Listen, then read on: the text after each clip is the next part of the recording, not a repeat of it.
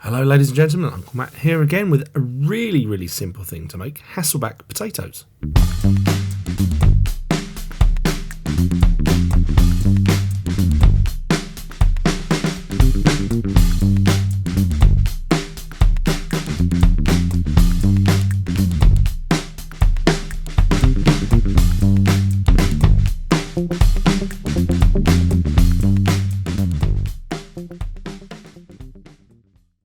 Alright, how's everyone doing out there with the quarantining, self-isolation? Oh, this is it's a worry, isn't it? Anyway, try to brighten up your day with another video. This one's very simple. The last couple have been complicated. I've been making breads and pastas and stuff like that. It's from scratch. So this is dead easy. Something else I've never actually made before, but you know, it looks pretty straightforward. Hasselback potatoes. So these are a rooster. But I think you should, any potato that's good for roasting, or even just a plain old baking potato, you know, if you jacket potatoes, be absolutely fine. I think this dish comes from Sweden. Anyway, so without much further ado, I'm going to crack on with these beauties. Alright then, while I get some ingredients ready, Hasselback potatoes are Swedish. I said I think they might be. They are. A young trainee chef called Leif Ellison, who was working in a restaurant called Hasselbacken in Stockholm in 1953. So a very new thing. Anyway, so well done, Leif. I hope you got a promotion for that. So you saw me chop up very finely some rosemary. Thyme would be great. Hardy herbs. I wouldn't use soft herbs at this stage. Salt and olive oil, but of course butter, spices, all sorts of different flavours you could get into this, because potato is really a vehicle, isn't it, for carrying other flavours. Now you're thinking, all right, okay, I think I can see why you're putting these wooden spoons, but in case you're, thinking I've just gone mad, what they're doing is they're just stopping the knife from going too far down the potato, cutting all the way through, and then you've got slices of potato, and you're not going to have a Hasselback, are you?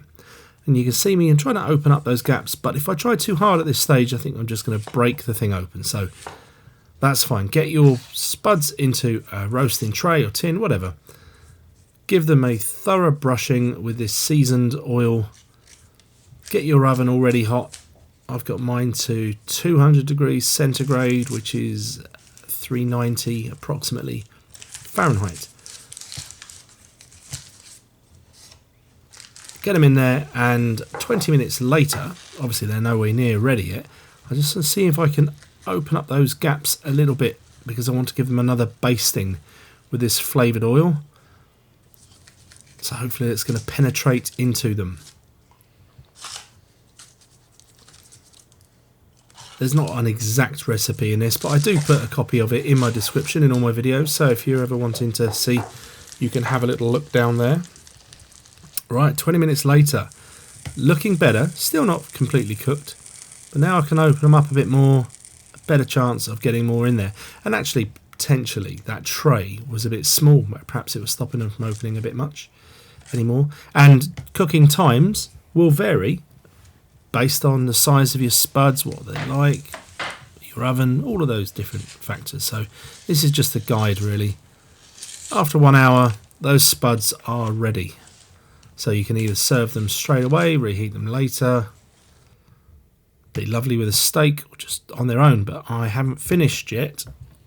I thought let's have a go at seeing we can zhuzh them up a little bit. So I've got some chorizo sausage still hanging around in my fridge from a couple of videos recently. Let's slice that up, and that is going to fit nicely in these gaps. I also had in my fridge some sliced Emmental cheese, so I'm going to get that in this one as well. But there you go, push those in there, and now it's opening up, looking much more like a Hasselback potato. And there's the Emmental. Oh yes, that's going to work. That's just, there's no way that's not going to work. This one, a bit more experimental. This is some leftover ragu, or like bolognese sauce if you like, from my lasagna video, and that is some leftover bechamel. But I do wish I had taken a bit of time to try to open up those gaps a bit more and sort of force the sauce down inside the potato. But there you go, lesson learned. Next time. And that's some pecorino cheese, and a lot of it. And whack them back into a nice hot oven. 15 minutes later, bosh, they're done.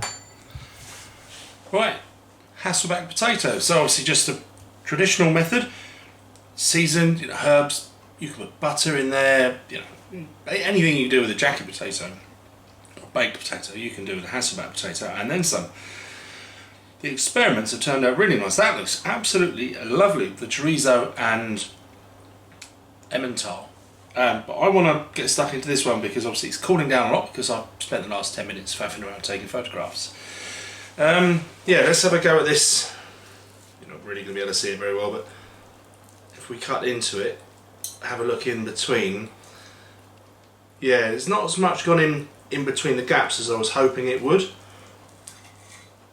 But does it taste? Does it taste nice? Yeah, tastes lovely.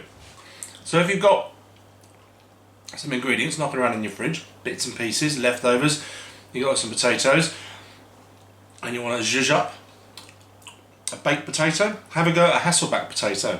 Absolutely gorgeous.